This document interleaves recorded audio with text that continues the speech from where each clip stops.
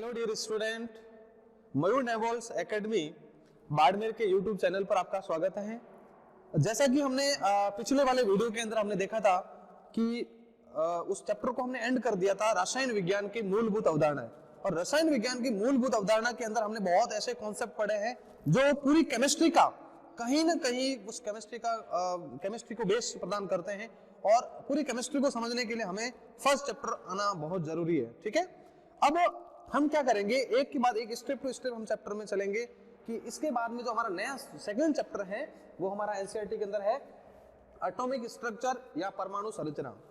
तो dear student, इस chapter के अंदर हम पढ़ने वाले क्या है, पहले मैं एकदम आपको आउटलुक दे देता हूं कि इस चैप्टर के अंदर हम क्या पढ़ेंगे। आज हम केवल बेसिक्स बात करेंगे इस चैप्टर के अंदर क्या क्या चीजें हैं और क्या क्या हमें पढ़नी है इस चैप्टर के अंदर। ठीक है, और ये चैप्टर किसी भी परमाणु के, किसी भी पदार्थ के परमाणु की संरचना के बारे में अध्ययन करता है कि परमाणु की संरचना होती क्या है। आपको पता है, हमने पिछले वाले वीडियो के अंदर जब हम बहुत सारे विभिन्न रूल्स पढ़ रहे थे, बहुत सारे विभिन्न नियम्स पढ़ रहे थे, और उस नियम को पढ़ने से पहले हम लोगों ने एक सिद्धांत वहां पर पढ़ा था कि सबसे पहले एक साइंटिस्ट था जिसका नाम था डाल्टन। और डाल्टन ने क्या बताया था, आपको पता होगा कि डाल्टन ने बताया था कि किसी भी पदार्थ के अति सूक्ष्मतम कण जो होता है, किसी भी पदार्थ के अति सूक्ष्मतम जो कण होता है उस कण को क्या कहा जाता है, उसको कहा जाता है परमाणु कहा जाता है। और उस परमाणु को अविभाज्य होता है, परमाणु को विभाजित नहीं कर सकते। ये किसने बताया था, ये बताया था डाल्टन ने। लेकिन बाद में पता चला कि वो तो अविभाज्य है, उसके अंदर छोटे छोटे और पार्टिकल्स भी होते हैं जिसको हम वर्तमान समय में इलेक्ट्रॉन, प्रोटॉन, न्यूट्रॉन्स ये सब हम पढ़ते हैं। ठीक है, तो पिछले चैप्टर के अंदर स्टार्टिंग में हमने कुछ इसके बारे में या डाल्टन थ्योरी के बारे में स्टडी करी थी। तो लेकिन यह इस चैप्टर को शुरू करने से पहले हम उसके बारे में वापस एक बार रिवाइज करेंगे, हम पढ़ेंगे, समझेंगे कि डाल्टन थ्योरी क्या थी और डाल्टन थ्योरी क्यों डाल्टन थ्योरी फेल होगी, और उसके बाद में न्यू टेक्निक आई और वर्तमान समय में हमारे एटॉमिक स्ट्रक्चर जो कैसा है उसकी स्टडी हम कैसे करते हैं। तो इस चैप्टर में पता है, एक बात ध्यान रखना कि एटॉमिक स्ट्रक्चर में, परमाणु संरचना में हम सबसे पहले एकदम ग्राउंड लेवल से स्टार्ट करने वाले हैं कि कोई पदार्थ होता है उसको आप कैसे डिवाइड करोगे और कैसे सूक्ष्मतम कण प्राप्त हुए, उसकी डिस्कवरी कैसे हुई, इलेक्ट्रॉन की डिस्कवरी कैसे हुई, प्रोटॉन की डिस्कवरी कैसे हुई, न्यूट्रॉन की डिस्कवरी कैसे हुई, उसके बाद समस्थानिक और समभारी क्या होते हैं, और दूसरे और भी टर्म्स जो आएंगे वो हम पढ़ेंगे इसके बाद में। फिर हम परमाणु की संरचना को समझाने वाले प्रमुख सिद्धांतों को, प्रमुख मॉडल्स को हम समझेंगे।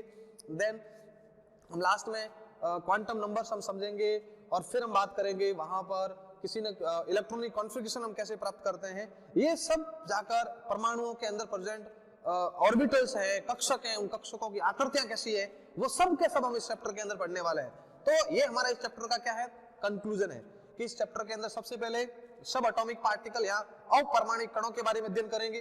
अपारमाणविक कणों के बाद में हम जो पढ़ने वाले हैं वो हम पढ़ेंगे, आपको पता है हम उसके बाद में पढ़ेंगे समभारिक, समस्थानिक, ये सब क्या होता है, इसके रिलेटेड और टर्म, सब न्यूट्रॉनिक क्या होते हैं, आइसोटोनिक क्या होते हैं, आइसो जिसको बोलते हैं आइसो इलेक्ट्रॉनिक क्या होते हैं, ये सब हम पढ़ने वाले हैं इस चैप्टर के अंदर। ठीक है, तो जो एक शब्द यहाँ पर एक शब्द आया है एटम, क्या एक शब्द आया, एटम्स आया शब्द। इस एटम का मतलब इन जनरल हम हिंदी में कहते हैं तो वो क्या होता है, परमाणु होता है।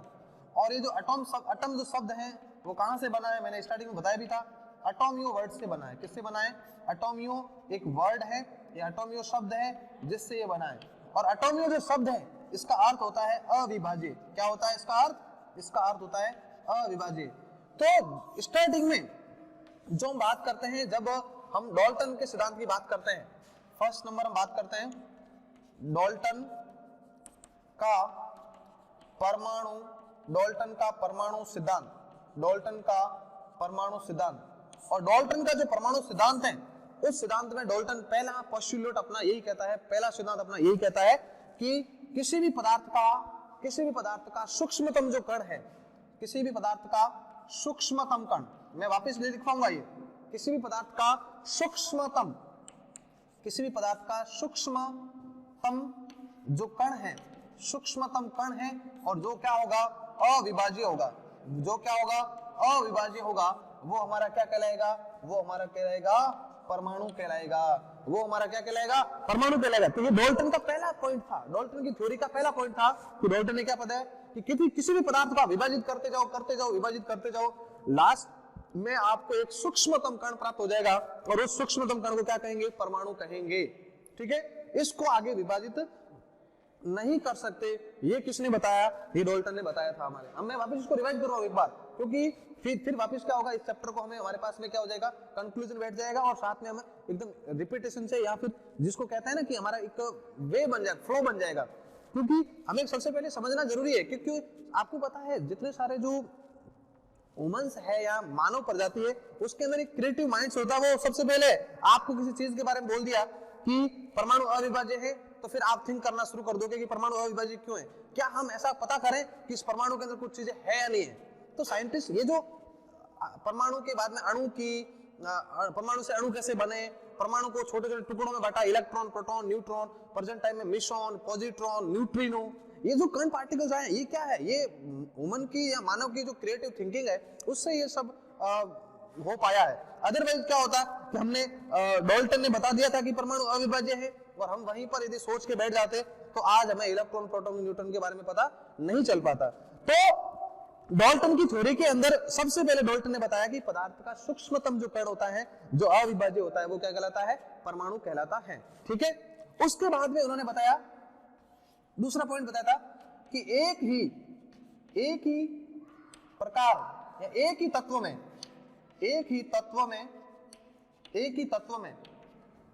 समान आकार, एक ही तत्व में समान आकार, समान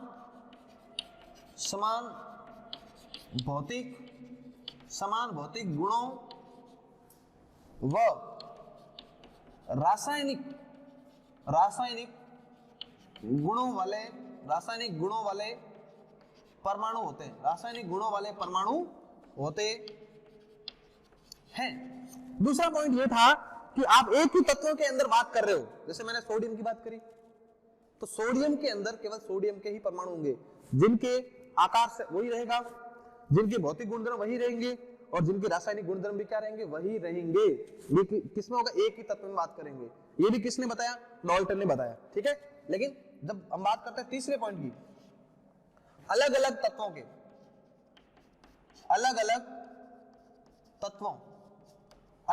तत्वों में क्या हो गया, असमान आकार, असमान भौतिक गुण, असमान भौतिक गुण व असमान रासायनिक गुणधर्म वाले परमाणु होते हैं। समझ लो बात को। उन्होंने क्या बताया, पहला पॉइंट, पदार्थ के अंदर सूक्ष्मतम कण होता है जो अविभाज्य होता है, जिसे परमाणु कहते हैं। एक ही तत्व में समान आकार और समान भौतिक गुणधर्म वाले क्या होते हैं, रासायनिक गुणों वाले क्या होते हैं, परमाणु होते हैं। एक तत्व की बात करोगे तो, और अलग अलग तत्वों की यदि आप बात करोगे तो अलग अलग तत्वों के अंदर आपको असमान आकार वाले, असमान भौतिक गुणधर्म वाले और असमान रासायनिक गुणधर्म वाले परमाणु होते हैं। जैसे मैंने एल्यूमिनियम की बात करी और मैंने सोडियम की बात करी, तो एल्यूमिनियम का परमाणु अलग होगा जिसका आकार भी अलग होगा, सोडियम का परमाणु अलग होगा जिसका आकार कुछ अलग होगा। ठीक है, उसके भौतिक गुणधर्म अलग होंगे दूसरे के, तो दूसरे के भौतिक गुणधर्म अलग होंगे। भौतिक गुणधर्मों का मतलब मैंने पहले चैप्टर में पढ़ा भी दिया था कि भौतिक गुणधर्म का मतलब क्या होता है। भौतिक गुणधर्म का मतलब ये होता है कि ऐसे किसी भी पदार्थ के या किसी भी पदार्थ के सब्सटेंसेस के वे सभी गुण जिनका मापन उस पदार्थ में बिना परिवर्तन किए किया जाता है। जिस पदार्थ के अंदर कोई चेंजेस नहीं करना है और उस भौतिक गुण का आपको क्या करना है, मापन करना है, तो वो आपके क्या कहलाएंगे, वो आपके भौतिक गुणधर्म कहलाएंगे।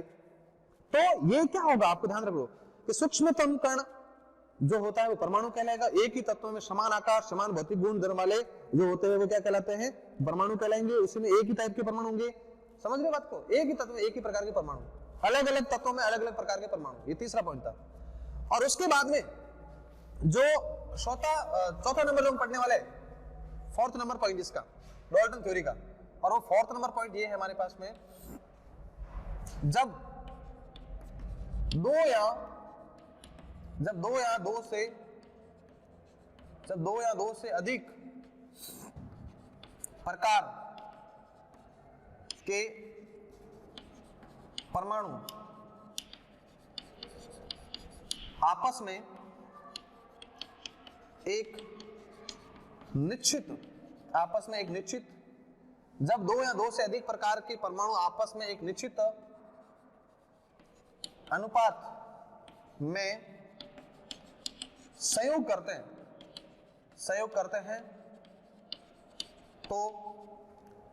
हैं तो किसका निर्माण होता है? संयोग करते हैं तो यौगिक का निर्माण होता है। तो यौगिक का निर्माण होता है। ध्यान रखना इस बात का। फोर्थ पॉइंट ये बताया इन्होंने कि अलग अलग तत्वों के परमाणु जब आपस में निश्चित अनुपात में जुड़ जाएंगे तो किसका निर्माण कर देंगे? यौगिक का निर्माण कर देंगे, जो हमने पिछले वाले वीडियो के अंदर भी पढ़ा था। फिफ्थ पॉइंट होता है किसी रासायनिक संयोजन में परमाणुओं के द्रव्यमान को न तो बनाया जा सकता है और न ही नष्ट किया जा सकता है।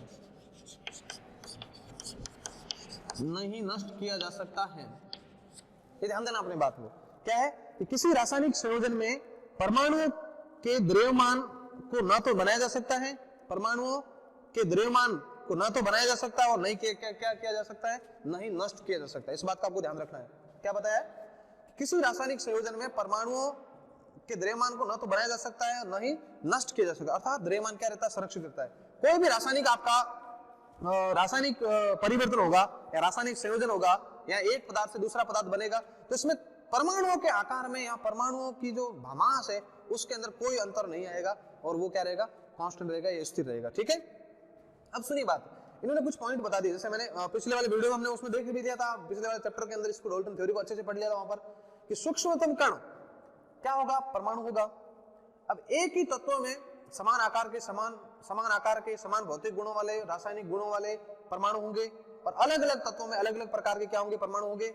और ये जब परमाणु आपस में निश्चित अनुपात में जुड़ते हैं तो किसका निर्माण होता है? यौगिक का निर्माण होता है। और जब यौगिक का निर्माण होता है तो उस यौगिक के निर्माण में किसी भी तत्व के द्रव्यमान के अंदर कोई कमी नहीं होगी या नहीं उसमें कोई वृद्धि होगी। ठीक है। जितना था उतना ही रहेगा, अर्थात द्रव्यमान क्या रहेगा? संरक्षित रहेगा, जिसको हम क्या बोलते हैं? द्रव्यमान संरक्षण का नियम भी कहते हैं। ठीक है।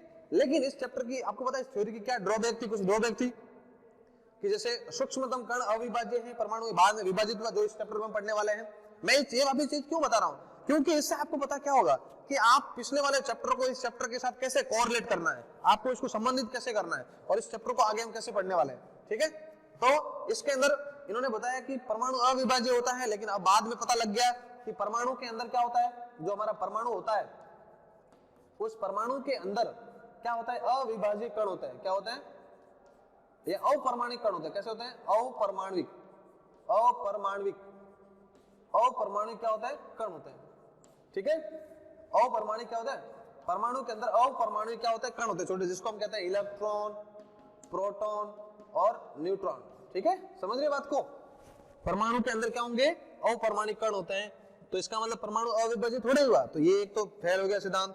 फिर एक ही तत्व में समान आकार के समान भौतिक गुणों वाले रासायनिक गुणों वाले क्या होते हैं? परमाणु होते हैं। लेकिन बाद में पता लगा, मैंने आपको बताया था, आगे इस चैप्टर के अंदर हम पढ़ने वाले समस्थानिक का मतलब क्या होता है? जिनका परमाणु क्रमांक क्या होता है? परमाणु क्रमांक समान होता है। परमाणु क्रमांक क्या होता है? समान। ठीक है। लेकिन परमाणु भार क्या होता है? परमाणु भार या द्रव्यमान संख्या अलग अलग होती है। द्रव्यमान संख्या अलग अलग होती है। द्रव्यमान संख्या क्या होती है? अलग अलग होती है। जैसे फॉर एग्जांपल मैंने कार्बन का पढ़ा, कार्बन 6 पर है और एक होता 12 समस्थानिक, और एक कार्बन 6 और एक 13 समस्थानिक होता है। एक कार्बन 6 और एक 14 समस्थानिक होता है। अब जरा ध्यान से देखिए, ये एक ही परमाणु में प्रेजेंट है, एक ही तत्व में प्रेजेंट है। कार्बन 12 भी प्रेजेंट होता है, कार्बन 13 भी प्रेजेंट होता है, कार्बन 14 भी प्रेजेंट होता है। एक ही यदि आप कार्बन लोगे तो कुछ परसेंटेज, मैक्सिमम परसेंटेज की मात्रा होती है, थोड़ी बहुत परसेंटेज इसकी मात्रा होगी और थोड़ी बहुत परसेंटेज इसकी मात्रा होगी। ठीक है। तो इसका मतलब क्या हुआ कि एक ही तत्व में ये परमाणु पड़े हैं और एक ही तत्व में परमाणु पड़े हैं, लेकिन उनके भौतिक गुणों में क्या अंतर है? क्योंकि उनका द्रव्यमान क्या है? अलग अलग है। समझ लो। लेकिन डाल्टन ने क्या बताया था? डाल्टन ने कहा था कि जिनके एक ही तत्व में जो होगा उनका भौतिक गुणधर्म क्या होंगे, समान होंगे। ठीक है, तो यहां पर भी ये थ्योरी क्या होगी आपकी, ये जो थ्योरी है वो क्या होगी, असफल होगी। यहां पर समस्थानिकों को ये एक्सप्लेन नहीं कर पाया था। ठीक है, डाल्टन थ्योरी समस्थानिकों को एक्सप्लेन नहीं कर पाती है। और अलग अलग तत्वों में अलग समान असमान आकार, असमान भौतिक गुणधर्म या असमान रासायनिक गुणधर्मों वाले क्या होते हैं, परमाणु होते हैं। लेकिन आपने यहाँ पर जो टर्म है, ये जो टर्म है वो बात करते हैं समभारिक की। और समभारिक में आपको पता क्या होता है, एक वर्ड आता है समभारिक, समभारिक। और समभारिक का मतलब आपको पता क्या होता है, समभारिक का मतलब क्या होता है कि जैसे मैंने आर्गन की बात करी, आर्गन 18 नंबर पर आता है, जिसका मोलिकुलर वेट जो होता है, या मोलिकुलर वेट का जो इसका परमाणु भार तो 40 होता है। और मैं कैल्शियम की बात करूं वो 20 होता है, जिसका ये भी मोलिकुलर वेट जो होता है परमाणु भार था वो 40 होता है। तो आप क्या देख रहे हो कि ये अलग अलग तत्वों के परमाणु हैं, लेकिन इनके द्रव्यमान सेम है। भौतिक गुणधर्म क्या मिल रहे हैं, समान मिल रहे हैं। लेकिन इसने क्या बताया कि इनके भौतिक गुणधर्म क्या मिलेंगे, आपको अलग अलग मिलेंगे। तो ये समभारिक को भी नहीं समझा पाया। और साथ साथ में हम बात कर सकते हैं कि ये दो या दो से अधिक परमाणु जब आपस में संयोग करते हैं तो ये संयोग करते कैसे हैं, ये आणविक बंध को भी ये सिद्धांत नहीं समझा पाया था। तो इस प्रकार से जो हमारी डाल्टन की थ्योरी जो है वो असफल होगी।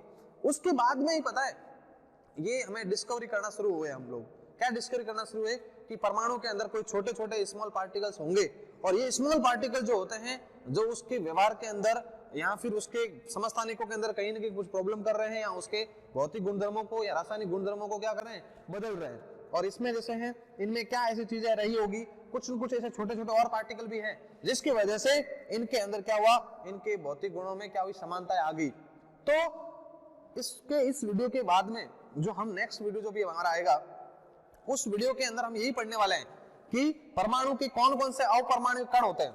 यहां से पता है एक धारणा पैदा होगी, यहां से क्या धारणा बन गई लोगों में कि ये जो इतनी विभिन्नताएं हमें देखने को मिल रही है, ये विभिन्नताएं तभी होगी जब उस परमाणु की संरचना का हम अध्ययन कर पाएंगे, तभी हमें ये विभिन्नताएं का एग्जैक्ट जो रीजन है या एग्जैक्ट जो कारण है वो हमें पता लग जाएगा।